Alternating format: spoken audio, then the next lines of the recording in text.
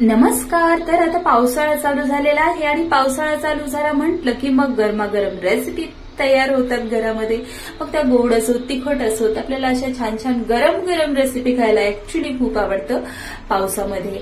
तर पाहू शकता आपण अगदी झटपट फक्त 10 ते 15 मिनिटांमध्ये ही रेसिपी आपली तयार होणार आहे आणि तुम्हाला खूप खूप खूप म्हणजे खूपच आवडेल अशी ही रेसिपी आहे. नक्की ट्राय करून बघा तुम्ही घरी. तर चला पाहूयात आपण ही रेसिपी कशी बनवायची आहे.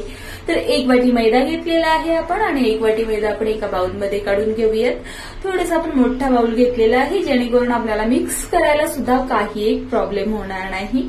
तर आता पाहू शकता आपण मैदा घेतलेला आहे 1 वाटी. तर 1 वाटी मैद्यासाठी आपण 2 चमचे जे आहे 2 टेबलस्पून तर ते आपण घेणार आहोत दही.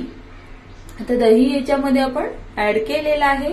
तर आता आपण पाणी सुद्धा ऍड करूयात. तर पाणी आपल्याला हवं आहे ज्या वाटीला आपण मैद्याचं मेजरमेंट केलं होतं तर त्याच वाटीने आपण पाणी सुद्धा यामध्ये ऍड करून घेऊया. तर 1 वाटी मैद्यासाठी 1 वाटी आपल्याला पाणी ऍड करायचं आहे आणि हे व्यवस्थित असं मिक्स करून घ्यायचं आहे आपल्याला.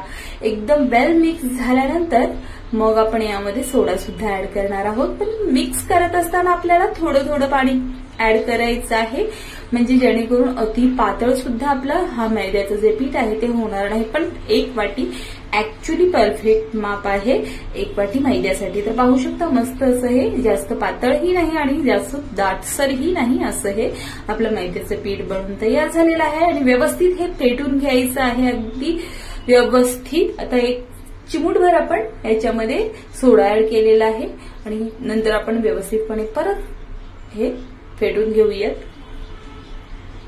तर आता पाहू शकता या पद्धतीने पीठ आपलं तयार व्हायला हवं इतपत आपल्याला व्यवस्थितपणे यामध्ये पाणी घालून फेटून घ्यायचं आहे. तर खूप जेवढं तुम्ही फेटाल तेवढं चांगलं पीठ बनतं आणि तेवढी चांगली ही रेसिपी आपली क्रिस्पी आणि मस्त अशी बनणार आहे. तर आता आपण याच्यामध्ये सर्व साहित्य आहे ते ऍड केलेलं आहे. आता आपण याला 15 ते 20 मिनिट जवळजवळ आपल्याला रेस्ट द्यायची आहे. तर 15 ते 20 मिनिट आपण झाकून ठेवलेलं आहे हे पीठ. तर आता आपण पाक तयार करूयात. तर 1 तारी पाक आपल्याला तयार करायचा आहे यासाठी. तर त्यासाठी आपण घेतलेलं आहे 1 वाटी पाणी आणि पावणा वाटी आपण याच्यामध्ये हे 1 वाटी साखर ऍड केलेली आहे आणि पावणा वाटी पाणी ऍड केलेलं आहे. तर पाहू शकता आता आपण ही साखर जी आहे त्याच्यामध्ये वेलची टाकायची आहे आणि मग आपण हे व्यवस्थितपणे असं हलवत राहायचं आहे.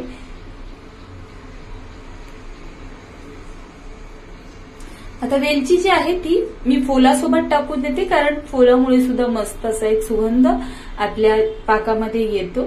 ऍक्च्युली कोणतीही रेसिपी मी करायची असली तरीही मी वेलची जर माझ्याकडे वेलची पावडर ऍक्च्युली मी वेलचीच यूज करते सहसा. वेलची पावडर जर तुमच्याकडे असेल तर ठीक आहे पण वेलची जर असेल तर वेलचीची फोलं सुद्धा ऍड करत जा. खूप छान अशी एक सुगंध येते, एक स्मेल छान असा येतो. तर आता पाहू शकता आपण व्यवस्थितपणे हे अगदी 1 तारी पाक होईपर्यंत आपल्याला हे हलवत राहायचं आहे आणि आता आपला पाक तयार झालेला आहे. थोडीशी तार धरली हाताच्या अशा बोटांमध्ये म्हणजे आपला परफेक्ट असा पाक तयार झालेला आहे. पाहू शकता आता आपली तार अशी तयार झालेली आहे. आता 1 तारी पाक म्हणजे हा पाक. आता 2 तारी पाक म्हणजे खूपच चिकट असतो तो. तर आपल्याला पतच आपल्याला गॅस बंद करायचा आहे आता पटकन. आणि आता आपण पाहूयात आपलं पीठ व्यवस्थितपणे मुरलं आहे का. तर पीठ व्यवस्थितपणे आपला तयार झालेला आहे आणि आता आपण तेलामध्ये हे फ्राय करून घ्यायचं आहे. तर कढई घेतलेली आहे, कढई चांगली गरम झालेली आहे. आता आपण तेल सुद्धा ऍड केलेलं आहे आणि आता तेल चांगलं गरम होऊ द्यायचं आहे. तर त्यासाठी मी असं थोडंसं एक शिंतोडा मारलेला आहे पिठाचा जेणेकरून आपलं तेल परफेक्ट गरम झालं आहे की नाही हे पाहायला आपल्याला मदत होईल. तर आता हे जे पीठ खाली बसलेलं आहे तर ते पीठ जेव्हा टम करून वरती फुगून येईल तेव्हा समजायचं की आपलं जे तेल आहे ते गरम झालेलं आहे आणि आता आपलं तेल गरम झालेलं आहे. आता आपण याच्यावरती हे चमच्याच्या सहाय्याने असं पीठ सोडून द्यायचं आहे. तर 1 टेबलस्पून आपल्याला हे पीठ यावेळी सोडायचं आहे. तर पाहू शकता आपण या पद्धतीने फटाफट फटाफट असं आपण हे पीठ सोडत राहूया.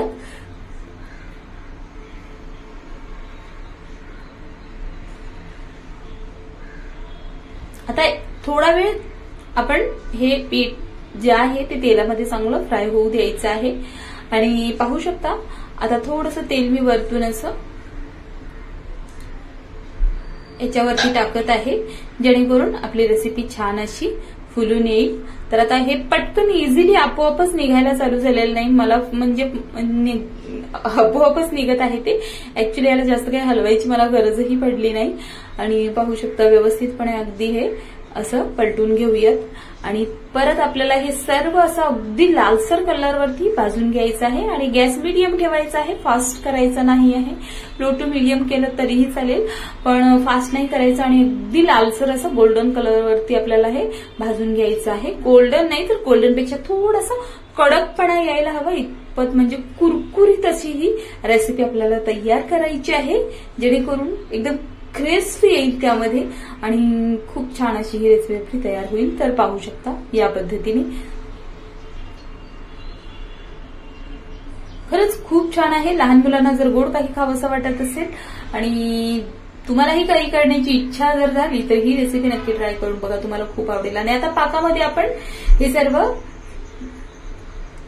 ऍड करत आहोत आणि पाकामध्ये ऍड केल्यानंतर मग आपण हे सर्व व्यवस्थितपणे हलवून घेऊयात.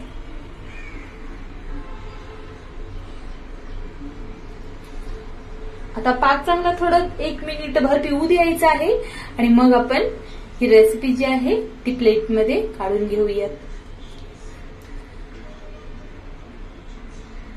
तुम्हाला जर खूप आवडत असेल जर गोड एकदम, तर मग तुम्ही खूप वेळ पाकामध्ये ठेवू शकता. पण ऍक्च्युली 1 ते 2 मिनिटं पुरेसं आहे पाकामध्ये याच्यासाठी.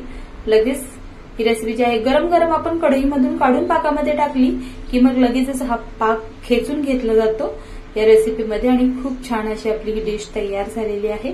तर परत आपल्याला दुसरा बॅच सुद्धा याच पद्धतीने तयार करून घ्यायचा आहे. आणि ज्यावेळी आपण हे पीठ असं सोडणार आहोत त्यावेळी चांगलं हलवून घ्यायचं.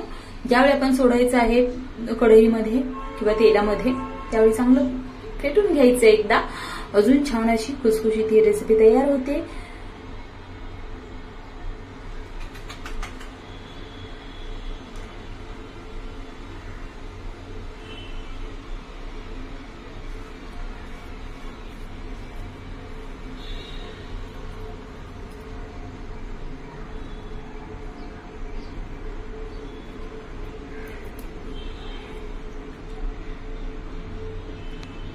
तर आता आपला दुसरा बॅच सुद्धा आपण रेडी करून घेऊयात.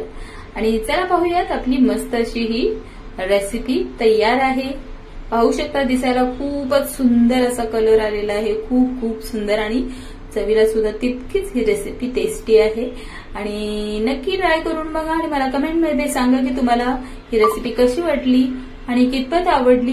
आणि खरंच तुम्ही छान छान कमेंट करत राहा आणि माझे जे व्हिडिओ पाहत राहा, जेणेकरून मी नवनवीन व्हिडिओ तुमच्यासाठी घेत येईन.